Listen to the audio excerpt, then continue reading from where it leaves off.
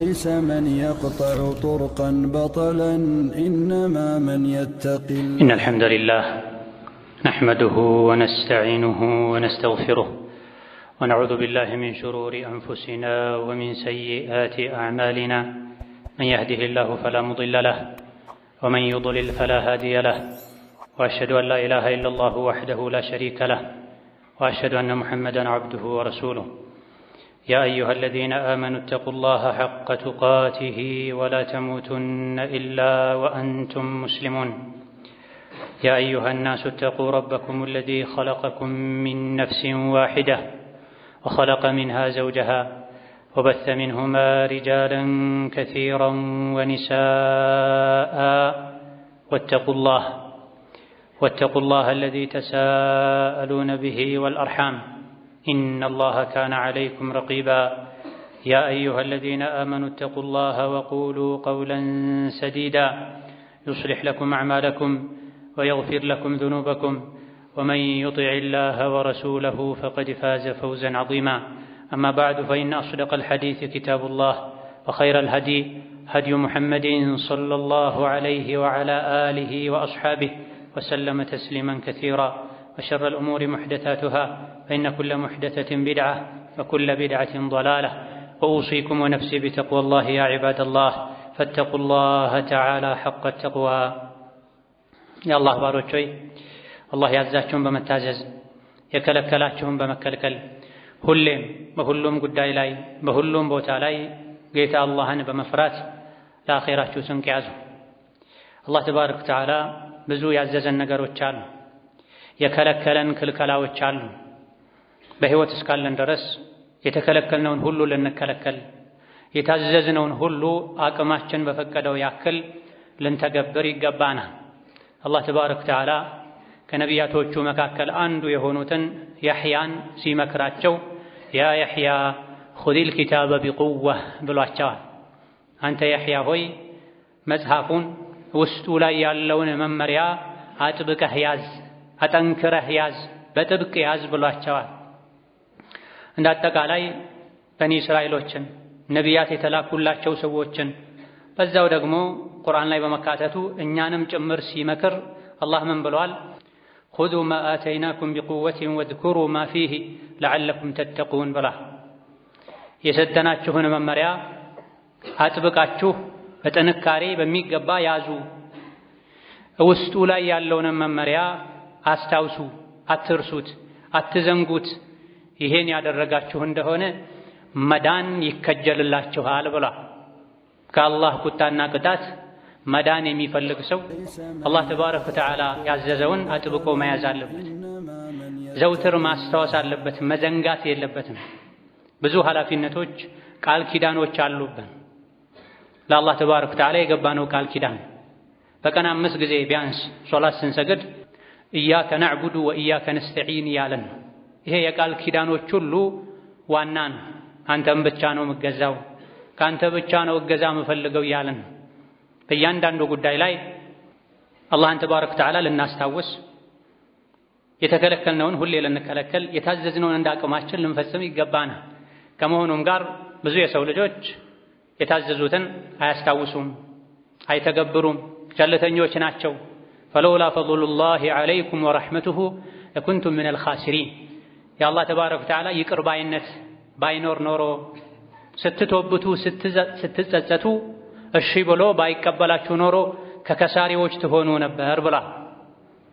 እንደው መስገድ፣ መጾም፣ ሰደቃ መስጠት ብቻ ሳይሆን የምንሰራቸው መልካም ስራዎችን ሁሉ አጥብቀን ልንይዝ፣ ምንሰራውን ኸይር ስራ ሁሉ በብርታት በንቃት በፍላጎት ላይ ተመስርተን ልንሰራ፣ ከመዘናጋት ቸላ ከማለት ግዴለሽ ከመሆን ልንጠነቀቅ ይገባናል።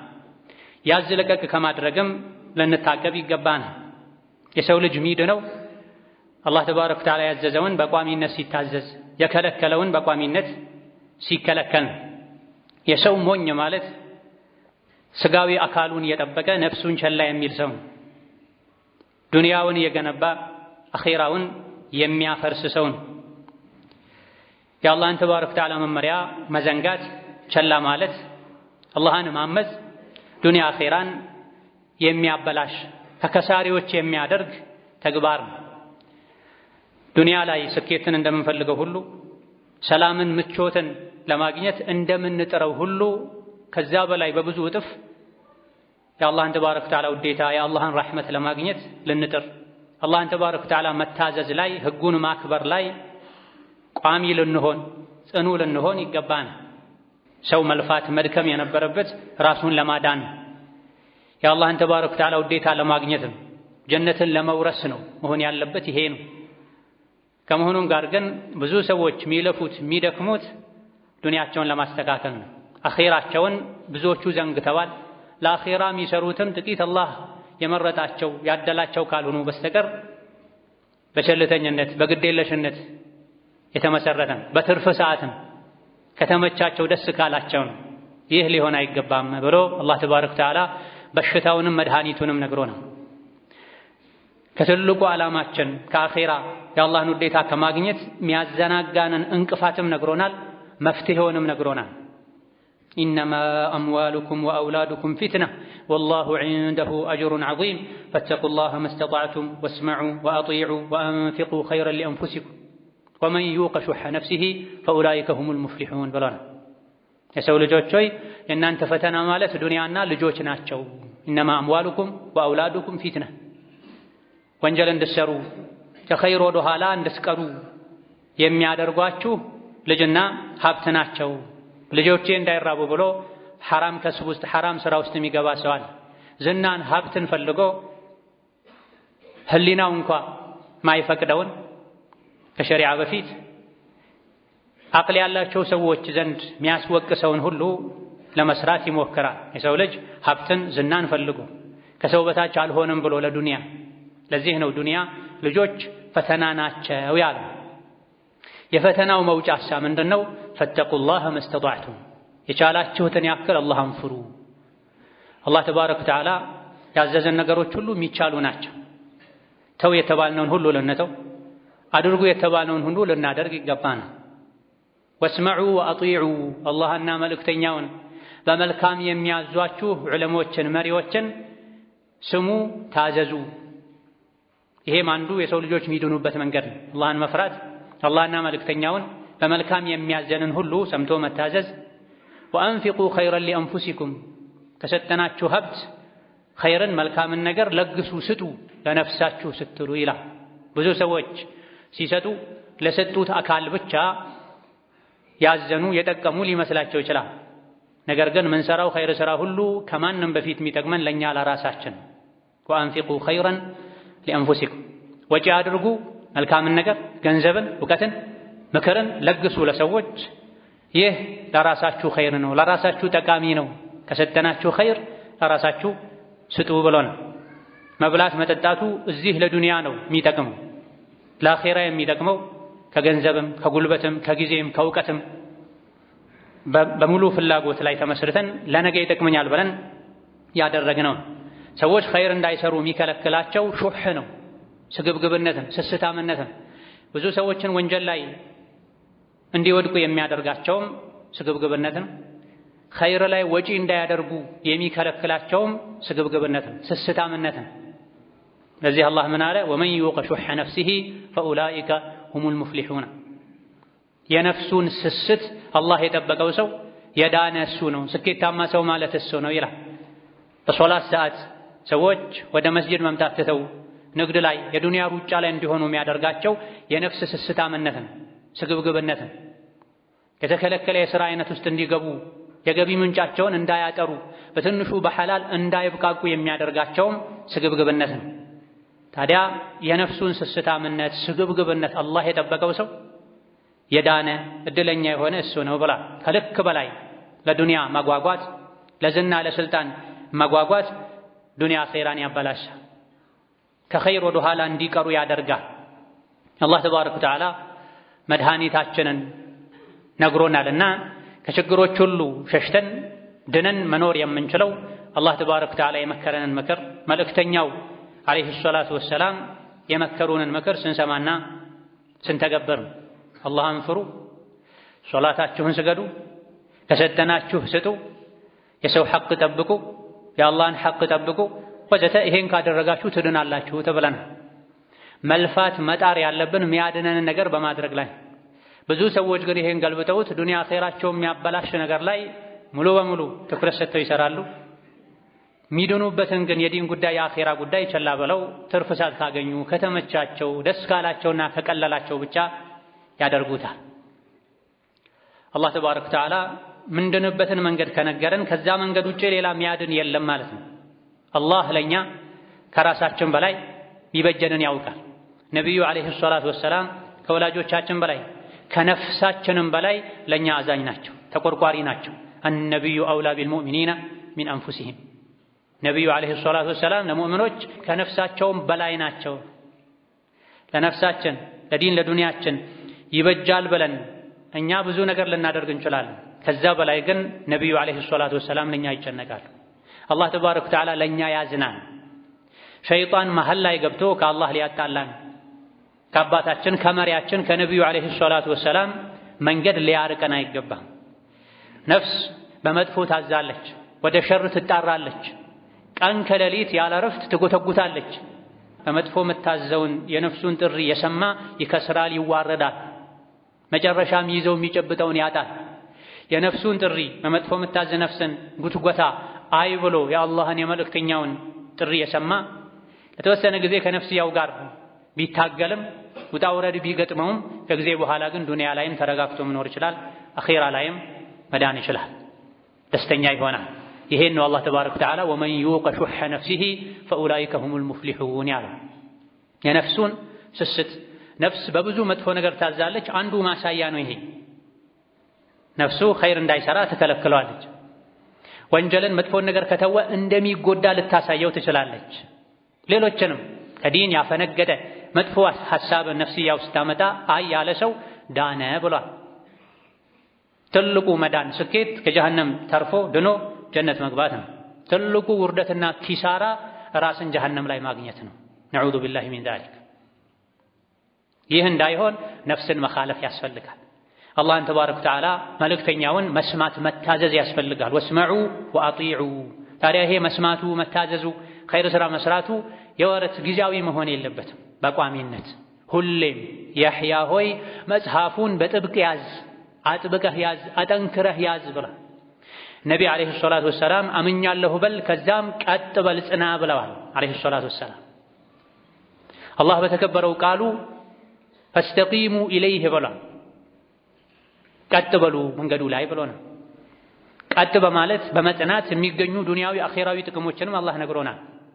ኢነ ለዚነ ቃሉ ረቡና አላሁ ሱመ እስተቃሙ ፈላ ኸውፉን ዐለይሂም ወላ ሁም የሕዘኑን ኡላኢከ አስሓቡል ጀነቲ ኻሊዲነ ፊሃ ጀዛአን ቢማ ካኑ ያዕመሉን።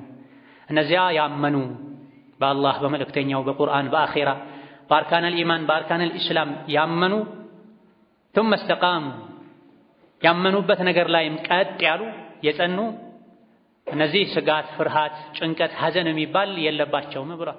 ትልቁ ጭንቀት የጀሃነም ጭንቀት፣ ትልቁ ሐዘን ጀሃነም ውስጥ ያሉ ሰዎች ላይ የሚፈራረቅ የሚደራረብ ሐዘን። ከዱንያ ሲወጡ ጣረሞት ላይ አያዝኑም፣ አይተክዙም። ትተዋቸው ለሄዱ ቤተሰቦቻቸውም አያዝኑም፣ ይረጋጋሉ። አላህ ያረጋጋቸዋል። ወደፊት ስለሚገጥማቸው ነገርም አይጨነቁም፣ አይፈሩም። መላኢኮች ያረጋጓቸዋል። ወደ ጀነት ነው የምትሄዱት። ነሕኑ አውሊያኡኩም ፊል ሐያቲ ዱንያ ወፊል አኺራ። ዱንያም አኼራም ላይ እኛ የእናንተ ወዳጅ ነን፣ ደጋፊ ነን፣ ረዳት ነን ይሏቸዋል። እነዚህ ናቸው የጀነት ሰዎች ይሰሩት በነበረው መልካም ሥራ ምክንያት ብሏል። ጀነት ለመግባት እስከ ጀነት የሚገባበት ቀን ድረስ ዘላቂ የሆነ ኸይር ሥራ መስራት ይጠበቅብናል። ያዝ ለቀቅ ከማድረግ መራቅ፣ መጠንቀቅ፣ ከመዘናጋት ከመስነፍ መታቀብ ይኖርብናል። ዲንን እስከ መጨረሻው ጠበቅ አድርገን ስንይዝ ነው ምንድነው ሰላሕን ፈላሕን የምናገኘው። የዲን የዱንያ ጉዳያችን የሚሳካው በዚህ ነው። ይሄን አላህ ምሎ ነግሮናል በቁርአን። አብዛኛው ሙስሊም ሁሉም ማለት በሚቻልበት መልኩ በሚያሐፍዘው በሚሸመድደው ዘውትር በሚደጋገመው ሱረቱል ዐስር ላይ አላህ ምሎ ነግሮናል። ወልዐስሪ ኢነል ኢንሳነ ለፊ ኹስር ኢላ ለዚነ አመኑ ወዐሚሉ ሷሊሓት ወተዋሰው ቢልሐቅ ወተዋሰው ቢሰብር ብሏል። ሰው ሁሉ ከሳሪ ነው፣ ጠፊ ነው። የሰው ልጅን ውርደት ክስረት ይጠብቀዋል። ማን ሲቀር? እነዚያ ያመኑ وعملوا الصالحات መልካም ስራን በብዛት በቋሚነት የሚሰሩ ሲቀሩ وتواصوا بالحق በመልካም ነገር አደራ የሚባባሉ የሚመካከሩ ሲቀሩ وتواصوا بالصبر ለማመንም መልካም ስራ ለመስራትም ለመጽናትም ትዕግስት ያስፈልጋልና ሶብር ላይ ጸንተው ራሳቸው ሌሎችንም ሶብር አድርጉ ብለው የሚመክሩ ሲቀሩ ከዚህ ውጪ ያለው በሙሉ የሰው ልጅ ከሳሪ ነው። የውርደት ሁሉ ውርደት ጀሃነም መግባት፣ የኪሳራ ሁሉ ኪሳራ ጀነትን አጥቶ ጀሃነም መግባት ነው። ኢማንን መልካም ስራን ትቶ የወንጀል ንግድ ላይ መሰማራት ነው። ሰው ሁሉ ከሳሪ ነው። በእንዲህ አይነት የኪሳራ አይነቶች ውስጥ ሊገኝ ይችላል፣ አይቀርም። አራት ነገሮችን ካሟላ ብቻ ነው ከዱንያ ከአኼራ ውርደት ክስረት ሊድን የሚችለው። ማመን፣ መልካም ስራ መስራት፣ መመካከር፣ ሰዎችን ማስተማር፣ ከመጥፎ መከልከል፣ ራስ መከልከል፣ ሁሉም ነገር ላይ መሰበር መታገስ። እነዚህ እኔ ላይ አሉ የሉም ልንል ይገባናል። ሶብር ከሚያስፈልግባቸው ነገሮች አንዱ መልካም ስራ። ሶላተል ጀማዓን በቋሚነት መስገድ ሶብር ያስፈልጋል። ሴት ልጅ ሒጃቧን አስተካክላ መልበስ ሶብር ያስፈልጋል። የቤተሰብን የጎረቤትን ሐቅ መጠበቅ ሶብር ያስፈልጋል። ንግድ ላይ ከማጭበርበር መታቀብ፣ በትንሹ በሐላል መብቃቃት ሶብር ያስፈልጋል። ኸይርን ሁሉ ለመስራት ሶብር ጽናት ያስፈልጋል። ከወንጀል ሁሉ ለመራቅ ሶብር ጽናት ያስፈልጋል። ህይወት ላይ በሚገጥሙ ሙሲባዎችም ከአላህ ላለመጣላት ሶብር ያስፈልጋል፣ ትዕግስት ያስፈልጋል። ወተዋሶው ቢሶብር የሚለው ይህን ሁሉ ይይዛል። በሶብር በኢማን በመልካም ስራ ላይ የጸና ይድናል። እነዚህ የሌሉት ይከስራል፣ ይዋረዳል። نعوذ بالله من ذلك. بارك الله لي ولكم في القرآن العظيم ونفعني وإياكم بما فيه من الآيات والذكر الحكيم. أقول قولي هذا وأستغفر الله لي ولكم ولسائر المسلمين من كل ذنب وخطيئة فاستغفروه إنه هو الغفور الرحيم والبر الكريم. الحمد لله على إحسانه والشكر له على توفيقه وامتنانه وأشهد أن لا إله إلا الله وحده لا شريك له تعظيما لشانه وأشهد أن محمدا عبده ورسوله الداعي إلى رضوانه صلى الله عليه وعلى آله وأصحابه وإخوانه وسلم تسليما كثيرا. أما بعد የሰው ልጅ ዲኑን አጠንክሮ እንዲይዝ አና ከሚያግዙ ነገሮች መሃል አንዱ ሶላት ነው። ዲን ላይ የመጽናት ዲንን አጠንክሮ ጠበቅ አድርጎ የመያዝ አንዱ መገለጫም ሶላት ነው። የሰው ልጅ ሶላቱ ላይ ከተዘናጋ ሌሎች ነገሮች ላይም ስንፍና እንዳለበት ማሳያ ነው። ሶላቱ ላይ ከጎበዘ ከጠነከረ ሌሎች ነገሮች ላይም የመጠንከሩ ምልክት ነው፣ አጋዥ ነገር ነው። ይሄ እንደ ቀደምቶች ተረተው እጅግ በጣም የሚደንቅ ምሳሌን አርአያን አስቀምጠውልን አልፈዋል። ሰዒድ ኢብኑል ሙሰይብ የሚባሉ በዕልም በዒባዳ በዲን ጥንካሬ የታቢዒዎች አውራ የሚባሉት ሰዒድ ኢብኑ አልሙሰይብ ሰዎች ሶላት ሰግደው ሲወጡ በህይወቴ ለ40 ዓመት ሙሉ አንድ ቀን ገጥሞኝ አያውቅም ብላ። ሰዎች ሶላት ሰግደው ሲወጡ ተገጣጥመን አናውቅም ብላ። ምን ማለት ነው? ሁሌም ከፊት ሆነው ቀድመው ገብተው ሰግደው ሰው ሁሉ ጨርሶ ከወጣ በኋላ ነበር የሚወጡት፣ ወይም ከአብዛኛው ሰው ጋር አብረው ነበር እንጂ የሚወጡት መስጂድ ስደርስ ሰው ሰግዶ ሲመለስ እኔ ስገባ አንድም ቀን ገጥሞኝ አያውቅም 40 ዓመት ሙሉ ስኖር ብላ።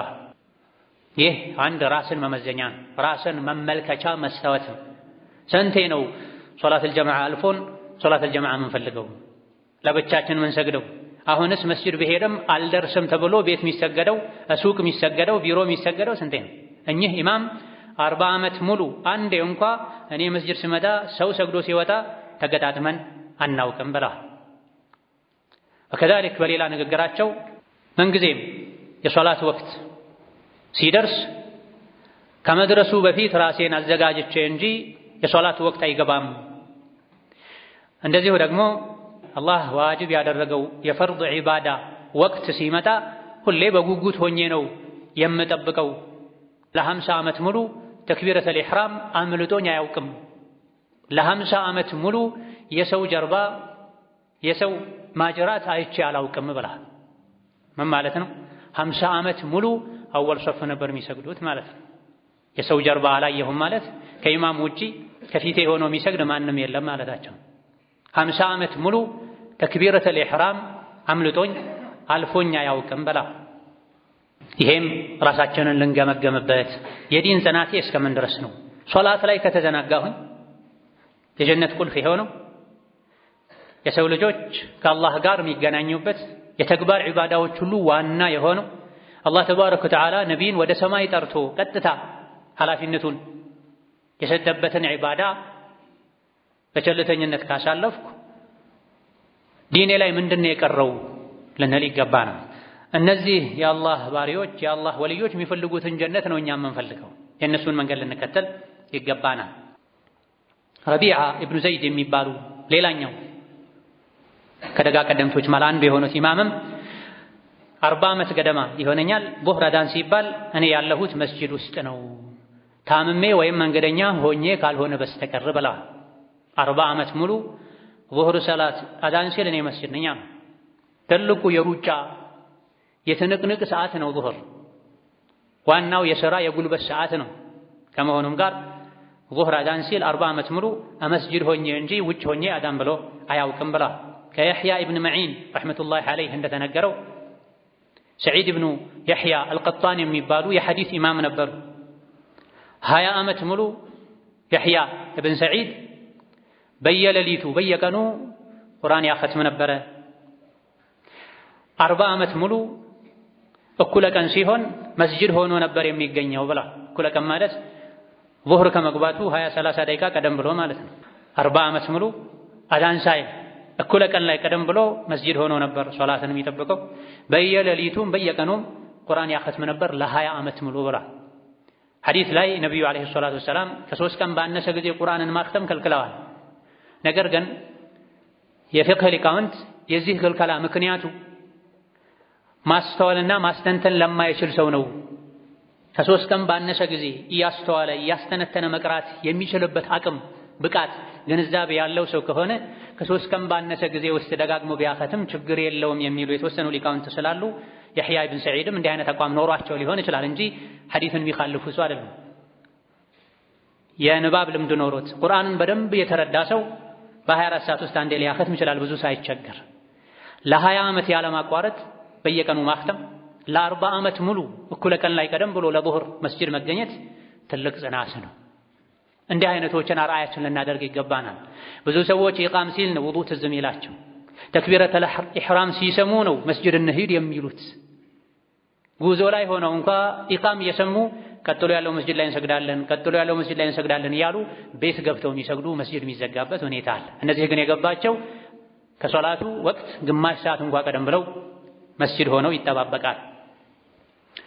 አዳን ከሰማ በኋላ የሚሄድ ለአለቃው ታዛዥ ያልሆነ ባሪያ ነው። እኔ አዳን አልጠብቅም፣ አዳን ተብሎ እስክጠራማ ከጠበቅኩ ለጌታዬ ታዛዥ አይደለሁም ማለት ነው ብለው ከሶላት በፊት የሚዘጋጁም ነበሩ። ወከዛሊክ ይሄው ኢማም የሕያ ኢብን ሰዒድ በሕይወታቸው የሕያ ኢብን መዒን እንደሚናገሩት ጀማ አምልጧቸው ጀማ አልቆባቸው ሌላ ጀማዓ ሲጠብቁ ሲፈልጉ ታይተውም አይታወቅም ብለዋል። ከወኪዕ ታላቁ ኢማም እንደተነገረው አዕመሽ የሚባሉት ታላቁ ታቢዒ በሕይወታቸው ሲኖሩ 70 ዓመት አንድ ቀን ተክቢረተል ኢሕራም አልፏቸው አያውቅም። እኔ እሱ ጋር 60 ዓመት ተመላልሽ ያለሁኝ አብሬው ኖር ያለሁኝ አንድ ቀን እንኳ ተነስቶ ከኋላ አንድ ረካ ቀዷ ሲያወጣ አይቸው አላውቅም አሉ። አልኢማም አዕመሽ 70 ዓመት ተክቢረተል ኢሕራም አልፏቸው አያውቅም። የመጀመሪያው ተክቢራ ማለት ነው። ይህ ምንድነው የሚያሳየው? ለሶላት ቀደም ብሎ መዘጋጀትን፣ ለሶላት ትኩረት መስጠትን፣ በጊዜ መስጂድ ገብቶ መቀመጥን ነው የሚያሳይ። ተክቢረተል ኢሕራም አይደለም ሁለተኛ ሶስተኛ ተክቢር የሚያልፋቸው ረካ የሚያልፋቸው ሰዎች ብዙ ናቸው። አልኢማም አዕመሽ 60 ዓመት አብሬው ኖር ያለሁኝ አንድ ቀን ተነስቶ ቀዷ ሲያወጣ አይቼው አላውቅም። ብዙ ጊዜ ከሰጋጆች ከመስጂድ ሰጋጆች ከግማሹ በላይ ተነስቶ ቀዷ ሲያወጣ እናያለን። አረ እንደው በየሶላቱ ተነስተው ቀዷ ከማውጣት ማይቦዝኑ ሰዎችን እናያለን። ሁሌም ዞር ብለን ባየን ቁጥር ዙህርም ላይ ተነስቶ ከኋላ ሲሞላ፣ ዐስርም ላይ ተነስቶ ከኋላ ሲሞላ የምናየው ሰው አለ።